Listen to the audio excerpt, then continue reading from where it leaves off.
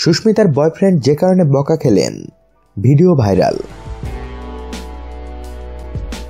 সবাইকে গল্প কথা ইউটিউব চ্যানেলে স্বাগতম। আমাদের চ্যানেলে সাবস্ক্রাইব করেছেন কি?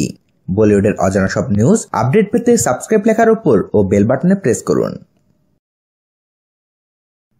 বিগত কয়েক মাস ধরেই খবরের শিরোনামে প্রাক্তন বিশ্বসুন্দরীর লাভ লাইফ। বয়ফ্রেন্ড রোহমানের সঙ্গে নিত্য নতুন সোশ্যাল পোস্ট থেকেই স্পষ্ট প্রেমের সমুদ্রে ভাসছেন সুস্মিতা সেন। 15 বছরের ছোট প্রেমিকেই আপাতত মজেছেন তিনি। কখনো একসঙ্গে শরীর চর্চা, তো আবার কখনো জন্মদিনে নিবিড় মুহূর্ত শেয়ার করছেন নিজস্ব সোশ্যাল অ্যাকাউন্টে।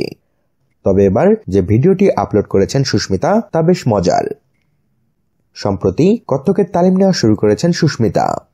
বিশিষ্ট কত্থক শিল্পী গুরু প্রীতম শিকারের কাছে নাচের প্রশিক্ষণ নিচ্ছেন তিনি।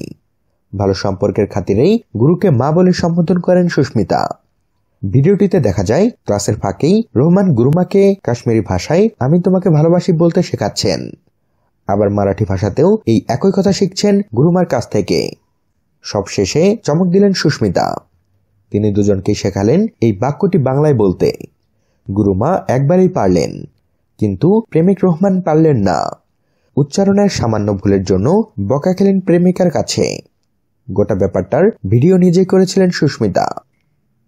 তবে এই ভিডিও শুধুমাত্র ব্যক্তিগত মুহূর্ত ভাগ করার জন্যই আপলোড করেননি সুস্মিতা।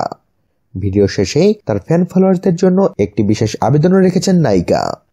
নিজেদের মাতৃভাষায় এই বাক্যটিকে বলার অনুরোধ জানিয়েছেন তিনি। আপলোডের পরেই সোশ্যাল নেটওয়ার্কে বেশ ভাইরাল এই ভিডিওটি। সো ভিউয়ার্স, এ বিষয়ে আপনাদের মতামত জানিয়ে দিন আমাদের কমেন্ট বক্সে। আর ভিডিওটিতে লাইক ও শেয়ার দিয়ে আমাদের সাথে থাকুন। ধন্যবাদ।